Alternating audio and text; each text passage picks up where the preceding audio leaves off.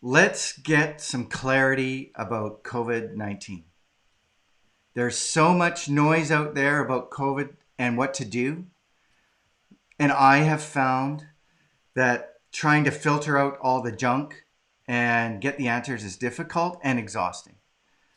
And to me, you know what? It's like searching for one paper in a room that's filled with 1,000 papers.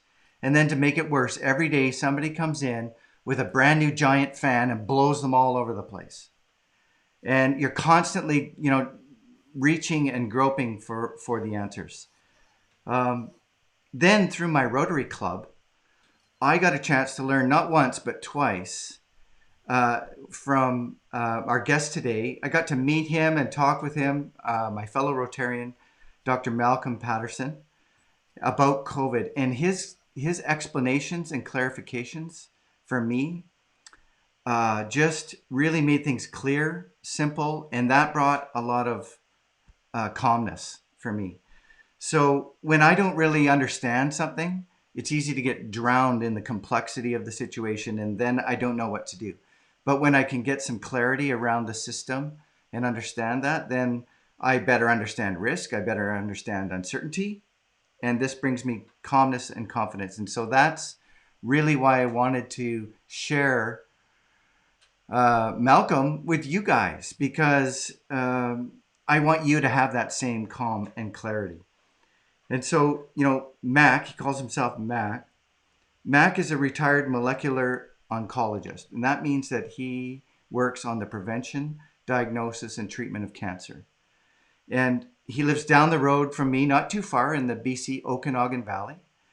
And he spent his entire career, over 4 decades, in 5 countries on 3 continents, researching cancer. And he knows the subject deeply, and because of that, he understands this virus. Mac is also a graduate of the Royal Military College, which is a place near and dear to my heart. If you know my story, you know that. As well as Queen's University and the University of Tennessee. His credentials are very deep. But what I think his superpower is his ability to share this knowledge with somebody like me who doesn't have all those degrees, right? And that's important. So I'm really excited to have him here with us as our guest this week. Welcome, Matt. Something happened to your audio, I think. Now I'm not hearing your audio. What happened?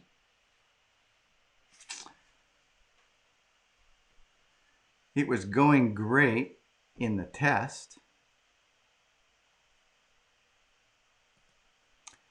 This is the amazing, wonderful world of live. Same system. Everything should be working. Huh. There you are. Okay. All right. Well, welcome, Mac. Oh, thank you. I'm delighted to be here. I never claimed to be the world's best streamer yet. I'll work it on that. So, CFX, it's an acronym that stands for cumulative effects, and I coined that just really for me. CFX is a lot easier to say than cumulative effects, which is a tough word. And I spend a lot of my time thinking about this, working on it, and sharing with others. And I'm a systems ecologist. I'm looking at the interactions of people, economies, and the environment, because I believe that knowledge is where the answers lie for unlocking our prosperity while caring for the earth. We need to understand those systems. So that's why I created this show, CFX, The Connection of Things. It's a live show. Mac and I want to connect with you. So if you're watching, please put your name in or where you're from in the chat. If you got a question for Mac along the way, post it in there and we'll ask him. All right, so let's make this interactive. Mac, we've got a lot to get to, so I'm going to start the intro music.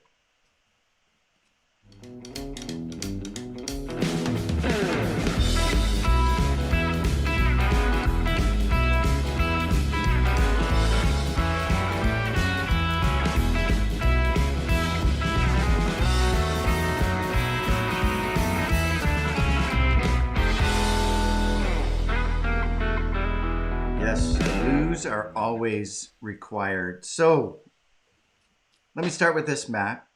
Some time ago, you were working in Singapore when the SARS outbreak happened, and that gave you some personal experience with coronavirus.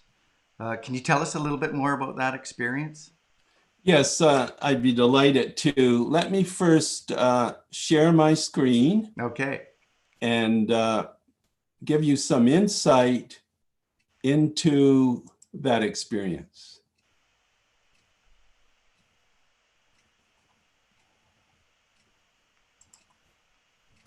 Can you see my screen? No, I see a whiteout. Might have to choose a different screen.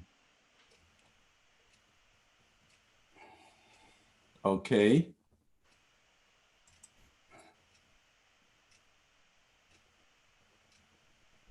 How do I choose a different screen? So down at the bottom there of where there's that green tab, share screen, it should give you Yeah. some choices if you click on that part. That is now at the top on my screen. Okay. Does it give you a And I choice? have select, text, draw, stamp, spotlight.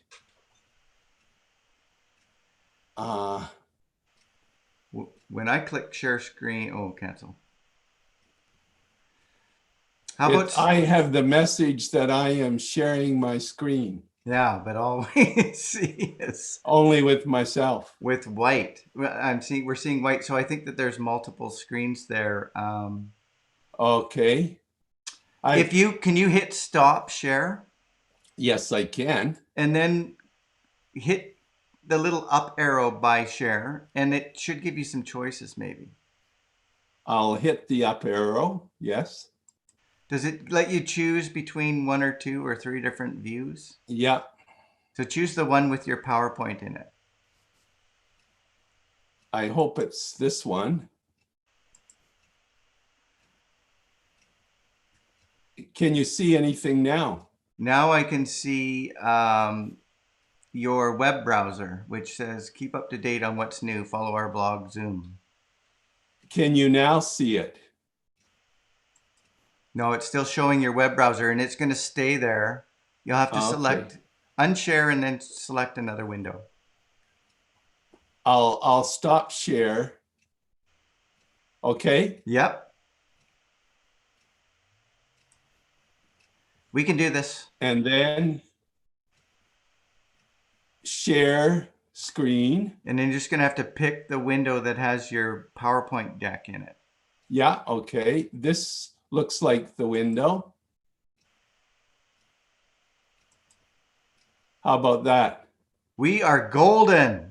Oh, I'm sorry it's taken. I've never had this problem before, but It's that's not to a be worry. expected, isn't it? It's not a worry. And Okay. if anybody You can who's out edit there has been some playing, of this, I assume, right? if there's lots of people out there playing Zoom bingo, like, you know, when your dog barks or Right. your internet Yeah. chugs or Okay, so whatever.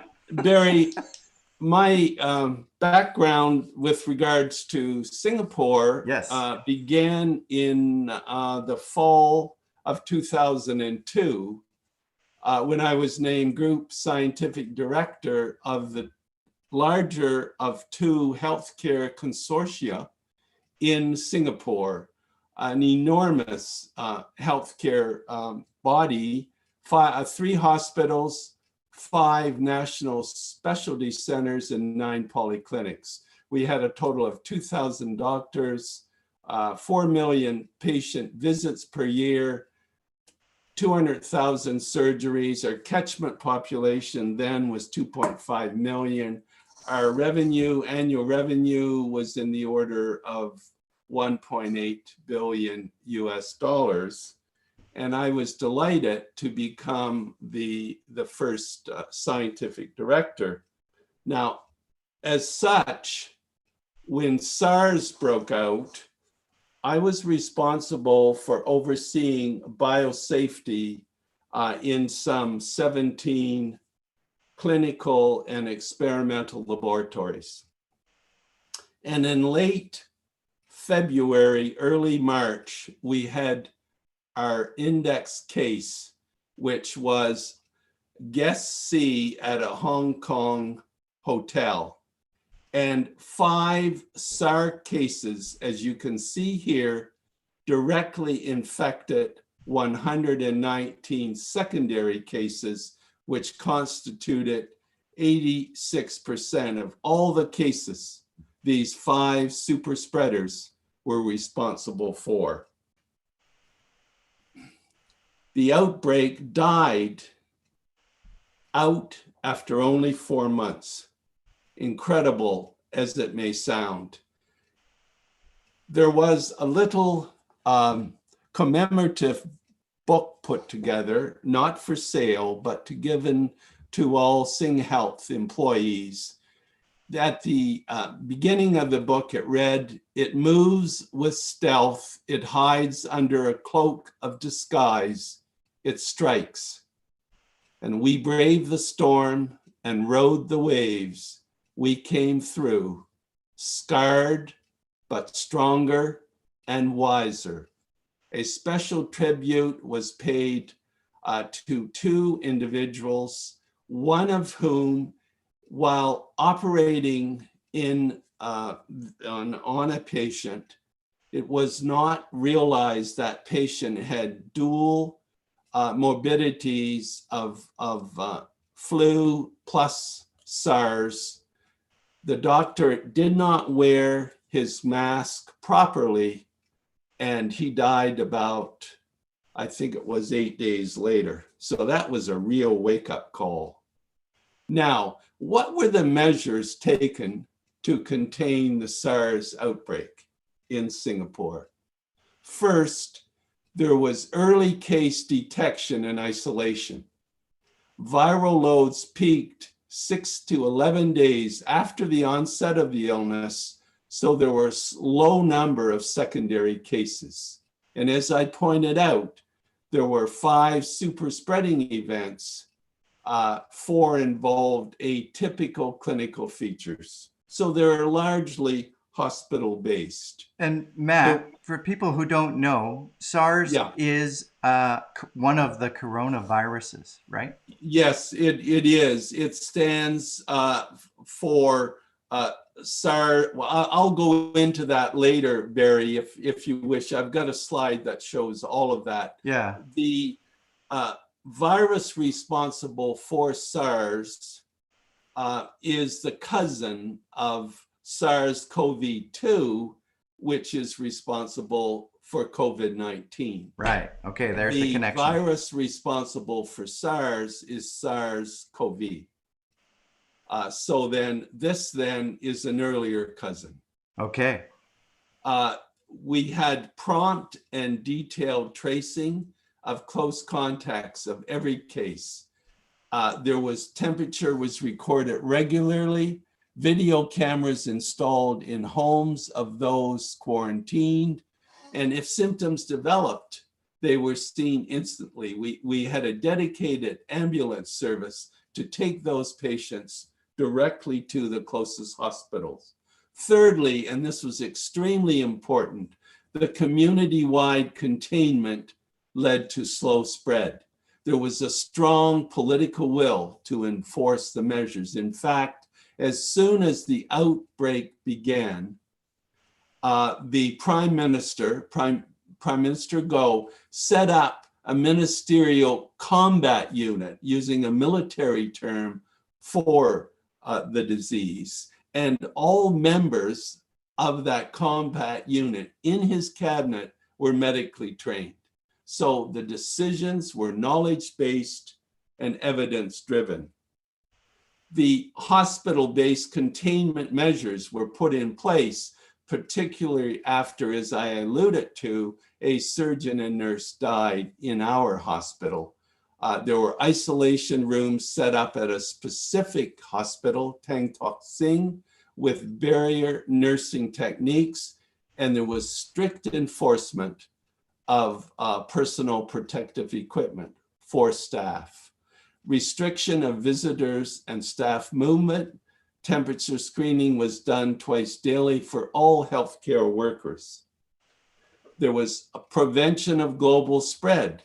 There was screening for thermal scans for all incoming and departing travelers at Singapore's only airport, Changi, and the few imported cases were immediately isolated and contact tracing implemented. So believe it or not, as I said, that outbreak died out after only 4 months.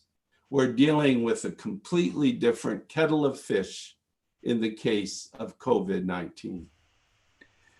So, given that, then, can you explain for us, and we'll have to pick up the pace just a little bit, but Yep. how does then we learned a bit about this one, but there are some differences. How does the COVID-19 that we're dealing with now spread? Can you talk about the mechanics of that and how we can stop that? Yeah, it is believed that by far the most common vehicle of spread is an airborne mechanism. All right. And therefore, it's extremely important to realize that both droplets as well as aerosols are responsible for the transmission. There is some due to contact, but it's believed very little. Therefore, wearing masks, for example, is an extremely important mitigation measure. You had a graphic that you shared with me once about showing that, about the masks. Do you have that handy? I'll try and find it here. Yep. Ah. Well, this shows the importance of face covering and a face mask to minimize the droplet dispersion and the aerosols in a scenario in which one's speaking with no mask, one layer cloth covering, and 2 layers, and finally the surgical mask. And the second is when one's coughing, in the same 3-4 cases, and look at sneezing, the difference in determining. You know what strikes me though is that's startling about that is how much I think the droplet aerosol distribution of just speaking, just talking. Like, I think we all sort of understand the power of a sneeze, but just talking, it's quite remarkable without any mask protection how much is coming out. Yeah, it is. And in the case of aerosols, the way I like to think of this, Barry, is have you ever walked down the street and you were sure someone was smoking weed? Yeah. And you looked around and you looked around, where is it coming from? This is exactly the situation here with aerosols. In fact, just let me quickly go through this situation, how masks reduce airborne transmission. And we're looking at 2 particle sizes here, the droplets, 5 to 10 microns, and the aerosols less than or equal to 5. One has an infected asymptomatic. By asymptomatic, I mean the person is shedding live virus, but has no symptoms. And here are 2 healthy individuals, one wearing a mask, the other not. The latter is maximally exposed. And of course, for minimal exposure, one needs to be wearing a mask as well. And what's really important, as the data have become clearer, not only are you protecting someone in your vicinity by wearing a mask, you're also protecting yourself. Right. And why might that be? Well, let's look at the fact the aerosols remain infectious in outdoor air for long periods of time, and they can travel deep into the lungs, where the immune response may not be taking place initially. The SARS-CoV-2 reproduces 3 times faster than SARS-CoV. Wow. Thirdly, these infected super spreaders have a viral load sometimes greater than 2 orders of magnitude, 100 times greater than the average, resulting in 100,000 virus particles, or virions as they're called, in droplets each minute of speaking. In still air, the droplets settle to the ground from 8 feet above in a few seconds. 1 micro aerosol particles take 12.4 hours, incredible long period of time. And the intense cough propels the droplets greater than 20 feet, and aerosols still further. It's believed that aerosol transmission by asymptomatic persons, that's the real key driver in the global spread of COVID-19. Right. The evidence is quite overwhelming. And this is the thing that's maybe really different about this one from others, as you explained to me, was that you can be shedding this virus and feel great and have no idea what you're doing. That's right. And the other important point here, without going into the slide, is that in the case of SARS, one showed symptoms before you were spreading live virus. Right. So those individuals were easy to identify. What's really problematic from a public health standpoint in the case of COVID-19 is SARS-CoV-2 is you're shedding live virus for perhaps as much as 2 or 3 days, even before you show symptoms. And that's makes it very, very difficult during that danger period to not be spreading virus. It's, I think, quite important to appreciate. And you can't smell it like you can smell the cannabis. That's right. There's no indicator. That's right. Right. Okay, so yeah, I think that's a crucial piece, because it's really hard for us when we have no symptoms, we have no visible detection of anything, we can't smell anything, to know that we could perhaps never even get sick and just be transferring. Yeah, and it's that stealth nature which makes it so dangerous. Right. So Mac, the thing that's on everybody's mind now, here we are in the first week of December 2020, and all anybody can think about is a vaccine. And then there's all kinds of noise and confusion around vaccines as well. 2 things that I'd like to ask you to help us understand. One, sort of in a simple way, like, how does the vaccine work to protect us? And why are there different ones? Like, why are there so many different kinds? Can you explain that? Yeah, I'll just skip ahead here, Barry, and give you a little bit of background, because some individuals don't appreciate what are the goals of a vaccine development. And first of all, they must do no harm. And this is on everyone's mind today. Are these candidates, what do we know about side effects of them? Right. Provide long-term protection, and they protect older people. And how these work, the ones that are the leading candidates, and they're given here, I'll just quickly go over them and then come back.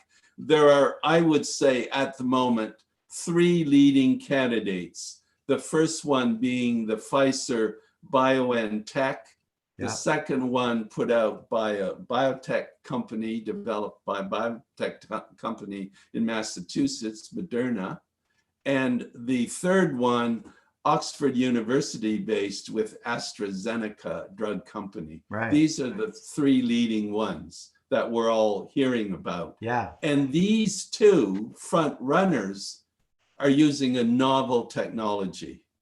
And that novel technology is to be introducing the means of making some protein encoded by the viral RNA such that it will be broken up into little pieces, and there's something called antigen presenting cells in our immune system, which then recognize those pieces, and we end up having an immune response by the production of specific antibodies against that foreign protein, or certain killer cells, T cells, that will kill cells infected by that virus in the future. So that's basically, they're of two types. One is they're DNA based, in which you incorporate a protein encoded by the coronavirus RNA.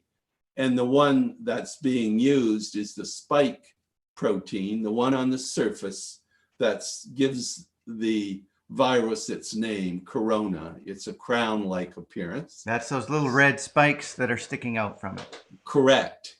That's right. So that then is incorporated into this so-called DNA vector. That vaccine then gets injected in one shoulder. The RNA is produced from the DNA, messenger RNA, and that is then translated into a protein, and that bits of that protein then become recognized by very specialized immune cells to get a response. Now, the new technology, and this is really exciting, referred to as RNA technology, simply uses an RNA, as shown here, and it's encased in a lipid shell, and that gets injected into your arm, and cells take it up by a natural process called endocytosis. And again, the same occurs. I'm betting on this new technology winning the day, being more effective than the old technology. And so the RNA approach, and we're all thinking back now to our genetics in school. Okay, yeah. But so just looking at this diagram, though, the RNA approach skips a step. It's faster. It's easier. Yes, not only does it skip a step, but one of the hidden side effects, one of the problems of using a DNA-based vector to deliver the genetic information to produce the spike protein is that you've already seen this DNA in the past as being foreign. Right. It uses something called an adenovirus. So there are some out there who are now going to mount an immune response or see this as foreign, and this can lead to side effects. Whereas in the case of the RNA, that does not occur. So in some ways, to me, the RNA approach, although it's novel, is going to be better in the long run. And this just illustrates, Barry, the tremendous power of molecular biology technology today. This mRNA encapsulated in a lipid coat is now resulting in a completely new field called genetics medicine. And it's, for example, in the case of cancer treatments, one of the problems we've had for a long, long time dealing with a brain tumor is many of the drugs we use do not cross the blood-brain barrier. So while they may be effective in treating solid tumors elsewhere in the body, they are ineffective for brain tumors. These lipid nanoparticles nicely cross the blood-brain barrier, so you can use them as a vehicle to use to transfer traditional toxic chemicals used to treat cancer, as well as other forms. So that's really exciting, and that's a spin-off of this vaccine development. Yeah. So do you follow me? I do, absolutely. And thinking about, a lot of the work that I do is looking at land and marine use, and we use different scenarios to see if different values or different challenges are either perhaps at cross purposes. They could be mutually exclusive with a strategy, or they could be synergistic, which means they're complementary or even additive. And so this to me, when you boil it all down, that's what we call a win-win, where you're doing all of this new research, you come up with a new idea to solve coronavirus, is spilling out benefits in a whole nother field of medicine for something else that's a massive challenge for us, which is cancer. That's a huge opportunity that we can take advantage of. It maybe a silver lining out of this. Yeah, and though I don't want to have people get lost in the academic weeds here, the BioNTech company in Germany, largely responsible for developing this technology, have modifications that are proprietary at this point to the RNA, which makes it more effective. So there again is a win-win. Yeah. All right. Well, we're going to switch gears here and go to the Forest of Whispering Speakers for a minute. And then we're going to come back and talk a little bit more about pandemic type. Okay. The future of pandemics, perhaps. So here we go. It's the Forest of Whispering Speakers with my little blues intro.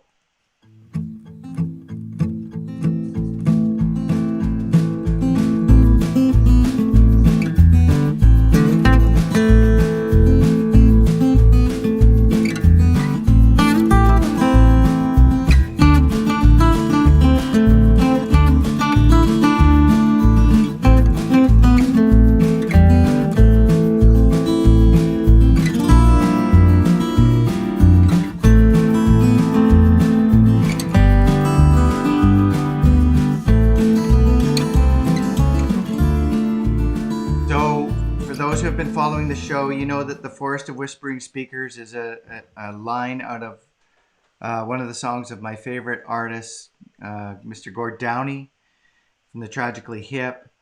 And it's really this opportunity where I think scientists can take a learning or two, and the general public from some of our greatest artists, which are our musicians. And so each week I try to look at a particular popular song of some sort and dig into the details of the lyrics as they relate to our topic. So this week, it's COVID-19. And I like to think about positive outcomes. And in my life, I've had to overcome many, many obstacles and adversities. So has Mac, actually. We've talked about this. We have many similarities there. And a woman by the name of Angela Lee Duckworth, she has a TED Talk. You can look her up on TED. She did a study while studying at Harvard, looking into what brings success for people or organizations. And she boiled it all down to one simple attribute, which is grit. And grit as she describes it, is really the determination to stay with it, to not quit, to be relentless in the pursuit of your goal, to have the conviction and see it through. And so, I was thinking about music, and Pitbull, the artist Pitbull, put out a song called "I Believe That We Will Win," a world anthem. And I'm just going to throw up the album cover here. Go on iMusic or YouTube or what have you, whatever music service you use. Check this song out because it's going to be inspirational. But let's just dig into a couple of the words here, Mac. He goes, you know what spreads faster than any virus? Is fear. And when it comes to fear, you can either forget everything and run, or you can face everything and rise. And he says, I believe we will win. I believe that we will win. And he says it over and over again. It's not how you fall, it's how you get back up. And what doesn't kill you makes you stronger. And it's time to knuckle up, and it's time to fight hard right now. When things get tough, that's when we show up. I believe we will win. And for me, I really think that this it brings it home, the fierceness we need to be able to stand up and say, you know what? Yeah, this is a challenge, but we're going to overcome it. And the thing that could be our Achilles heel is fear driven by not understanding. And so that's really why I wanted Mac to come and share this knowledge with everybody, because the more you understand, the clearer it becomes, the more calm we get, and then the more powerful we get to dig in and overcome it, to have grit and stay with it. So, Mac, this weekend, that's your homework. You got to listen to Pitbull. Okay, very good. I shall. All right. So, back to Mac. So, we were going to talk about the future of pandemics in the world. And so there are some that suggest, well, we know this hasn't been the first pandemic. It's probably not going to be the last. Perhaps there are some connections actually to the situation in our environment, levels of pollution, the degradation of the natural capital that is nourishing us or not anymore, could be driving future pandemics. So, given what we know about this so far and your experience thinking back, where do you see us going to reduce the risk of the next one? And, should we be looking at prevention or a cure? There are multiple ways to be looking at the challenging question, Barry, you've put forward.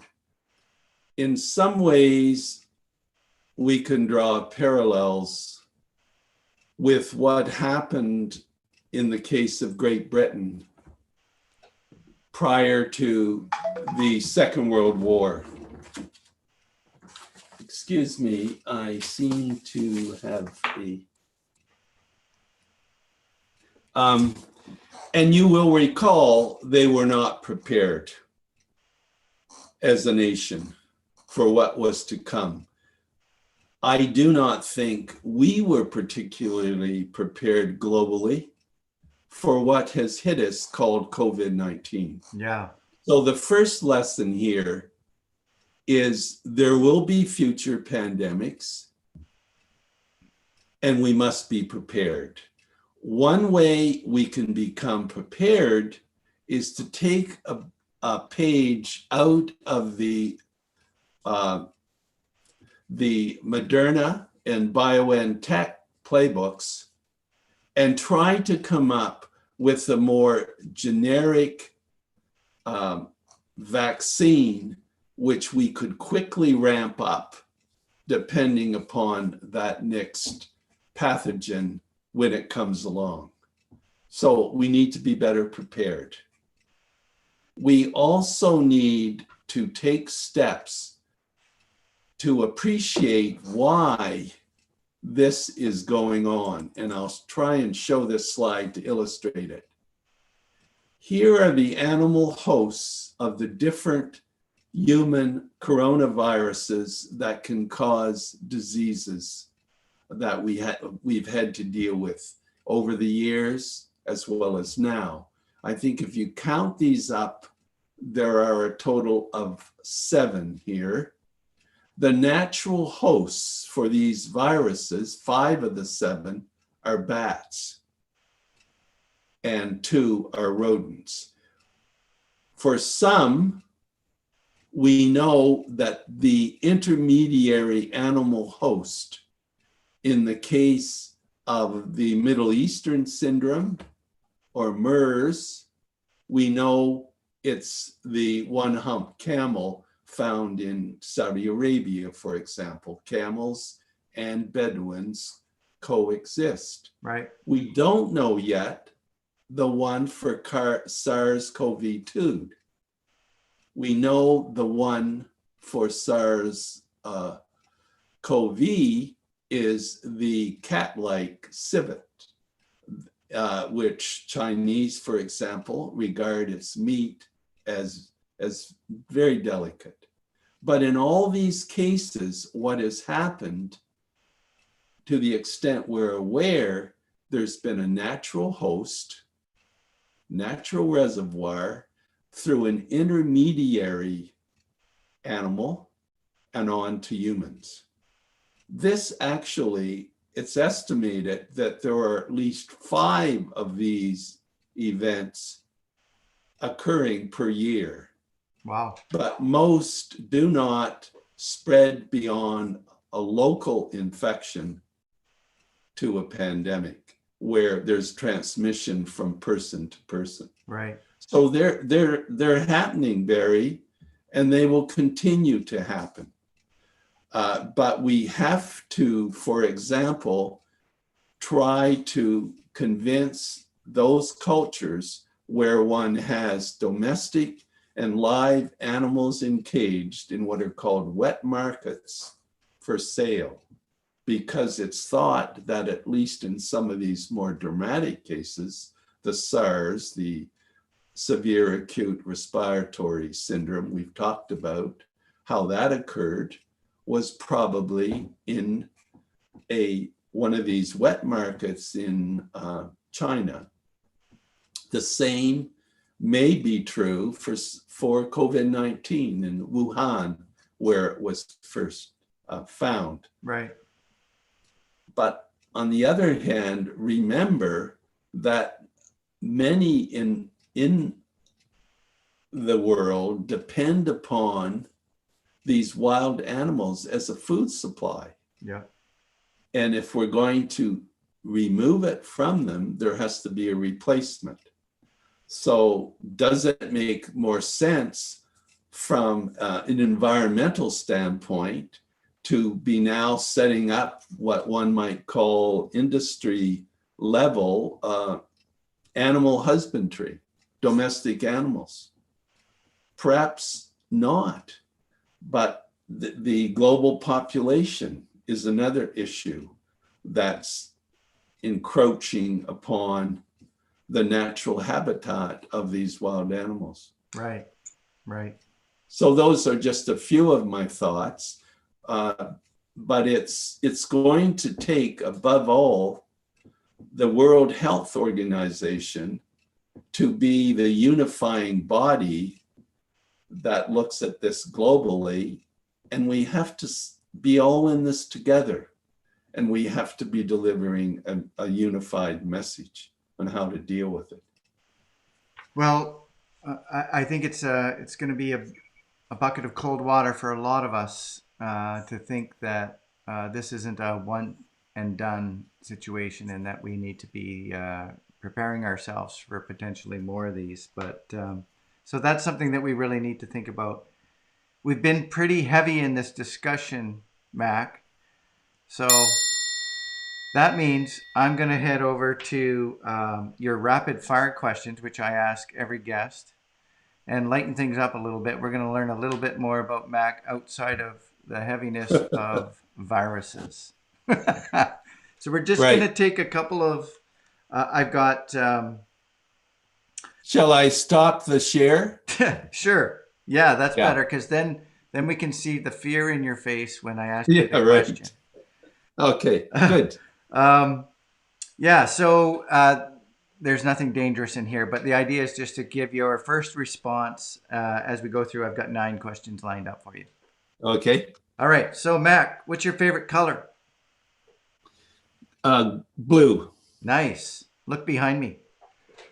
You must be loving my backdrop. What's your favorite number? 9. Oh, that's a It good was one. Gordie it was Howe. Gordie Howe's number. Yeah. I was number 9 when I played hockey. Before I was number 17. But yeah, nine's an awesome one. Okay. Um, so that's a great segue to number 3. You must have, maybe you got a peek at my list. I'm not sure. Mac, you were scouted by the Bruins. What's your Yeah. favorite hockey team? Detroit Red Wings. Gordie Howe. Okay. Yes. You've dedicated decades of your career and life to cancer research. What still surprises you? The ingenuity underlying the biology by which cancer spreads. I never cease to be amazed at how little we really know Yeah. about the innermost workings of the cells in our human body. Boy, that speaks to this show. The connection of things is unbelievably complex, and there's a lot to try to understand. Um, There's recent data that suggests what you eat influences your personality. I don't doubt that. Um, so you must be a spicy kind of guy. All right. Mac, you serve your community and humanity through Rotary International as well as through your professional work. You and I are both Rotarians. You're currently the president of your club. You know, what's one great part of being a Rotarian for you? Perhaps the greatest part is I have an opportunity through Rotary to contribute to in bettering the social fabric of our community that I could not do alone.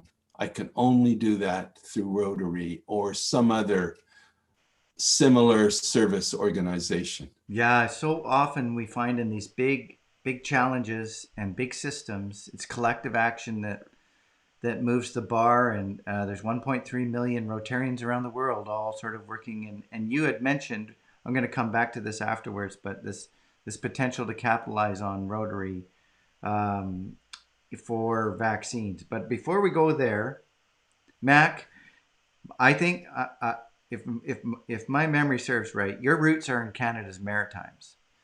Yes, So, what's one of your favorite East Coast foods? lobster. Ah, we do a lobster fest for Rotary. That's our main fundraiser. Right. Mac, are you a better singer or a dancer?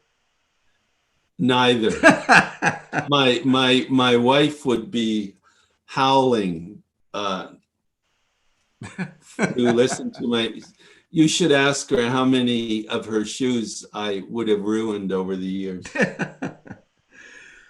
um, this is maybe not an easy one. Oh, by RMC. the way, Oh, I should tell you about my singing ability. I would say it peaked at during the Christmas concert in grade 5 when my music teacher asked me if I would mind mouthing it. and So thus lip sync was born. So now we know who's responsible for that. It was Mac all along. Mac, RMC or Royal Roads? RMC, Yeah. Which one of your superpowers? I don't understand the question. What's something you're awesome at that we might not know? I don't regard myself at awesome at really anything other than I have an indefatigable thirst for knowledge. And I probably read at least 4 or 5 hours a day. Wow. See, so that is your superpower, is your ability to move through that information, because then, as I said at the beginning of the show, I believe your ability to translate that into a way that the rest of us can understand. That's a gift. That's definitely a gift. So, Mac, we're going to get to the CFX library in just a second, and then we're going to close out the show. But you and I were talking about this opportunity that Rotary International has to participate in delivering vaccines around the world. Can you tell us a little bit about that quickly, maybe in a minute or two? Yeah, the real challenge will be the delivery to the global population. And Rotary has been instrumental in promoting the eradication of polio around the world. Yeah. It's been Rotary International that has led the way. That's right. As a result, logistics have been set up, which will make it possible, I believe, to draw upon when the vaccines produced by Pfizer in particular, which require super cold temperature, dry ice temperature for storage and delivery. We can then, I think, globally call upon Rotary International for advice on how best to do that, thanks to our global efforts over the years in eradicating polio, which is an amazing accomplishment. Yeah. It's an incredible effort that's been ongoing for decades. And as we say in Rotary, we're that close. We're that close to doing it. So that yet again, another synergy. So, Mac, we always ask our guests to share a reference point for the CFX library. Right. What are you going to share with us today? Well, what I would be most happy to do is provide you with my slide reel, broken down into attempting to answer specific talking points related to COVID-19, only a few of which we've discussed this morning. Yeah. And you'd be most welcome to self-study those and hopefully gain greater insight into some of the more complicated aspects of how we're dealing with COVID-19. I've now given about 20 talks in 10 different nations on COVID-19, from the university level to the general public level. And as a result, over the course of doing this, I have acquired a significant library. If you're having trouble sleeping some night, you may want to get up and have a go at it. You may find you'll fall back to sleep. That's incredibly generous of you.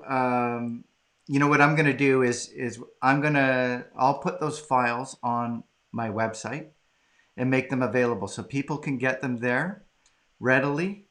Thank you so much for sharing that. I mean, we're going to get to see the distillation of many, many, many hours of pulling together what's really driving things and the information we need to know out of all of that noise and complexity that we started this show with. So, yeah, and Barry, just let me quickly point out, I've done my very best in virtually every slide to provide a scientific reference to which you can go and follow up if you wish. Wow. So It's all science-based. Well, that's going to bring an awful lot of clarity for a lot of people. Um, I hope you take advantage of Mac's gift. I will put the link to download that reel underneath this video on YouTube, and it'll be on my website, free. You can just access it there.